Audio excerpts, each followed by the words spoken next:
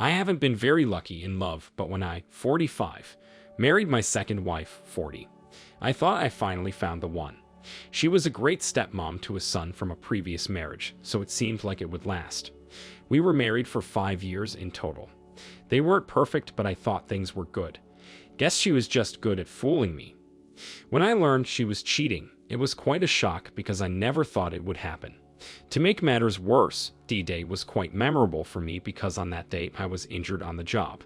See, I work in collision repair, and after cutting my leg, I had to go to the ER. In the ER, they gave me quite a few stitches as well as painkillers for the intense pain I was feeling. I couldn't drive home, so I had to call my wife for a ride. She didn't answer my calls or texts. I tried contacting her for nearly 2 hours. All I could do was get an Uber and head home. When the Uber dropped me off, I hobbled inside and saw my wife was nowhere to be found. It was strange because she should have been at home. It was about an hour before she came home. I was resting in bed, trying to figure out where she was and why she didn't answer any of my calls or texts. From the open window, I heard her voice. When I looked out, I saw her in a lip lock with some guy. He drove off and I heard her come inside. I was in shock for a full minute. Despite the pain I was in, I had to confront her. She wasn't expecting to see me because this was the usual time I'd be at work. I yelled at her that I was injured on the job and had to go home. When I asked if she got any of my texts, I got some bullcrap response about how she was too swamped at work to answer her phone. When I pointed out that I saw her making out with that guy outside, she froze. At first, she tried to tell me that I hadn't seen what I thought I saw.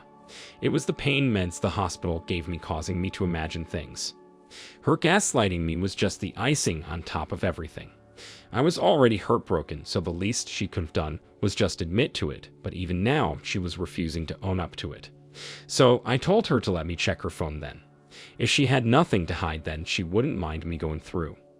My wife refused, telling me that I was being ridiculous, and that my wanting to look at her phone was an invasion of her privacy. Normally, I'd agree with her, but she had been the one making out with another guy outside. I shouted at her to let me see it, but she continued to refuse. Instead of worrying about her, I should be worrying about being a better husband. We both said a lot of things that night. When it was over, I told her I was done and she was free to be with her new boyfriend.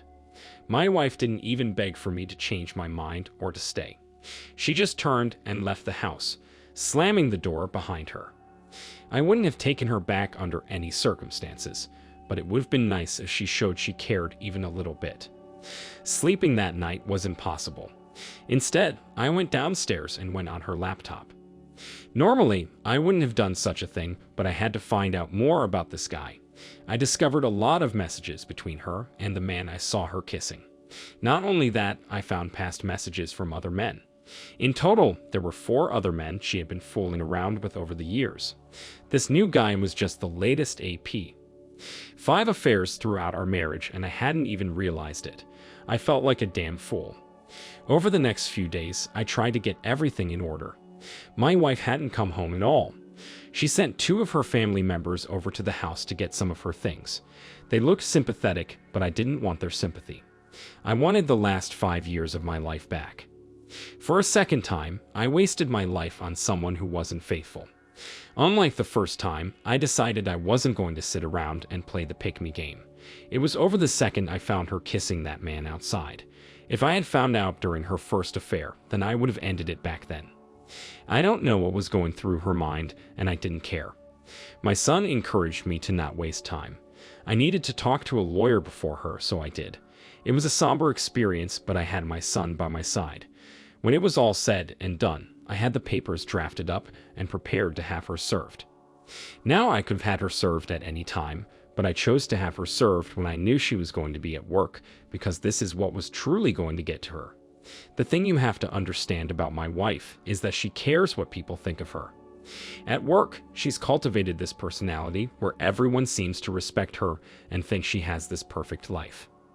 So it made sense to have her served at work with everyone's eyes on her. I knew she had gotten the papers when I received several angry texts and voicemails, cursing me out for serving her the papers in such a petty way. My response was to just ignore them because I didn't care if she was embarrassed and hurt by how I informed her I wanted a divorce. Did she think I was just going to wait around for her to come back? If she did, then she truly is more delusional than I ever thought she was. The divorce was pretty speedy as divorces go. I just wanted her out of my life, saying one for all the crap she left in the house. The faster it was over then, the faster I could get on with my life. Once the papers were signed, I honestly breathed a sigh of relief. I had brought my son along, and when it was all over, she actually tried to ask him for a hug and if she could still be involved in his life. Maybe she should have brought someone along with her if she wanted some comfort. This woman was even more delusional than I thought, but I raised my son right. He just stared at her and burst out laughing. Then he looked at me and said we should go out to eat, but it would be his treat. That was the last time I saw my now ex-wife. I can still remember the way she glared at us and how red-faced she was. It still gets a chuckle out of me. For now, I'm just focused on myself and my son. I don't know if I'll ever be ready to date again, but right now, it's just not in the cards for me. Being alone used to scare me. When I think about it now, it's not so bad. OP, thank you so much for sharing this story. It was a brutal read, but I'm glad you were able to persevere through it in the end. The way you found out, though, really brought tears to my eyes. She should have been worrying and taking care of you. Instead, you were worrying about where she was. It was all entirely backward. I admit I got a little chuckle when I read that you had her served at work, of all places. Was it a little petty? Perhaps, but after what she put you through, she deserves a little bit of humiliation. Maybe for a second, she thought about what she put you through. Thank God you do have your son by your side. He sounds like he has a good head on his shoulders, and it's no surprise. You raised him right. Maybe one day you'll find someone else, but it's not the end of the world if you don't. Just surround yourself with your son, friends, family, and hobbies you truly enjoy. Now for our next story. I, 28 male, have been with my wife, 29 female, for about 5 years. We got married about 3 years ago, and admittedly, we did get married young, but when it feels right, you just have to go with it. So I proposed and she accepted. Things were very good for us. Then she found out she was pregnant. I was nervous at first, but then I became over the moon when I realized I was going to be a father. All I needed was to get over some of those initial nerves. I'd always wanted a family. I never really had a timeline of when I wanted to have a kid, and the two of us hadn't talked about it either. We weren't actively trying, but if it happened, it happened. That was my mindset set at least. Things truly seemed good. We were married, had our own home, were successful in our careers, and were finally having our first child. I went to all the appointments because that was what a good husband and soon-to-be father did. At every appointment, everything seemed to be great. We eventually found out it was going to be a girl, which only seemed to increase our happiness. I really can't get across how good everything seemed. Nothing seemed out of place, and I had no inkling anything was wrong. My wife never acted strange like picking fights, being suspicious, disappearing, or anything along those lines. I've tried to look back to see if there were any red flags, but I'm telling you there weren't any. It all came out of the blue. Maybe that's how good she was at playing the part of a dutiful wife. Anyway, then she went into labor. Things were fine. It was a long labor, and she did have a hard time at certain points, but then she gave birth to a beautiful baby girl, who looked nothing like me or my wife. After they cleaned her up, it became even more apparent that she looked nothing like me. Now I understand a child isn't always going to be the spitting image of you, but this child's facial features were just so out of place. She was a lovely little girl, but I was filled with the strange feeling that she might not be mine. I told myself it was ridiculous because she never gave me any reason to think she was cheating on me. When it came time to sign the birth certificate, my wife was pushy and insistent that I sign it. I didn't because there was a little voice in my head telling me I shouldn't. It was difficult to avoid the subject, but I pushed it off. There was an argument, but she let it drop. That was even stranger. Why would she let it drop if she truly believed I was the father? From here, I felt confused and wondered if I was being a total jerk about this. This was supposed to be my first child, but instead of happiness, I just felt dread. A whole lot of dread and not a drop of happiness. The only way to solve this was to ask for a paternity test. I kept putting it off until one day I got a chance to look at my wife's phone when she walked away to feed the baby and left it there unlocked. I didn't even have to dig that deep. In her texts, I found a bunch of messages to this man who she thought was the father of the baby. The guy's name was familiar. He was a relative of one of her friends, but never did I think she was cheating on me with him. When she came back, I knew I had to confront her. I told her what I found and asked if the baby could be his. She admitted the baby could be, but said even if she was, it didn't matter. We could still be a family. From there, my course of action was clear. I had to demand a paternity test.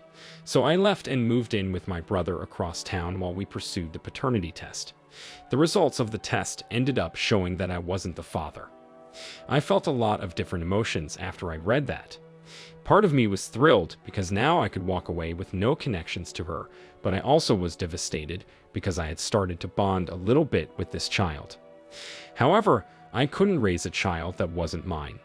It just wasn't something I had in me or would ever consider doing. From there, I decided it was time to get a divorce. My wife kept begging me not to leave and how we could make it work. Come to find out, the other guy had pretty much dipped out of the situation. She had no idea where he was or how to get a hold of him. So I was the second option for her to not do this alone. I refused and continued to stick to my guns. My family also mourned because they were excited by the idea of having a new grandkid. One day they'd get a grandkid from me, but it wasn't going to be yet. For a little while my wife did fight the divorce, but I guess the exhaustion from being a single mother took its toll. She agreed to sign the papers. I didn't care if she kept the house. Her parents had gotten it for us anyway. All I wanted was a clean break from the woman. It's been about a year since the divorce papers were signed, and I can safely say I am living my best life. I finally decided to start dating again, but I'm dipping my toe into the dating pool very gently. There is someone I am seeing casually, but it'll be a while before I'll be ready to even consider making it serious. My now ex-wife hasn't been doing very well from what I've heard. The actual father of the baby is still MIA, but honestly, it's not my problem. She's been leaving the baby a lot with her parents, who are starting to get sick of her crap. They probably don't want to raise another child, which I understand. Her parents should be enjoying their retirement and not raising their grandchild. She's reached out to me a few times. I did pick up once, but only because I didn't realize she was calling. I'd been expecting a call and just answered without thinking. When I realized it was her, I told her that there was no reason for us to speak and hung up. It's hard to say what she was thinking when she called me. I think she was still pretty desperate to find someone to help raise the baby with her, since her parents were getting sick of babysitting. She needed to either leave the kid if she wanted to go out and party. Working was one thing, but going out and partying was something else entirely. The only one I feel sorry for here is the kid. She is going to have a hard life with a mother who values herself more than her kid. If it had been mine, I would have been there every moment I could. But she's not mine, and as I said, I will not raise a kid that is the result of an affair. Adoption is a different story. I am considering moving out of state to get an even cleaner break. It depends on how this new promotion goes at my job. If everything goes well, I'll be out of here by the year. The distance is going to send my ex-wife into a tailspin, but for me, it'll be exactly what I need. OP, let me tell you that you truly did dodge a bullet. You could have ended up raising a child that was the result of an affair for years, and then found out the truth. I know you are saying you are still hurting, but it'll fade in time. I am just glad that you got out of it without having any legal obligations to the child. This goes to show you that it's important to listen to that voice in your head. One day you'll have a family of your own, a wife that you can trust, and a kid that is yours. You are only in your 20s, so there is plenty of time. Don't rush it and just take your time. Thank you all for taking the time to listen to today's stories. If you enjoyed listening, please feel free to like and subscribe if you haven't already. Also, comment below with your thoughts on what happened. If there is a story you would like to share with me about your own situation or someone else's, then please do not hesitate to contact me. Take care.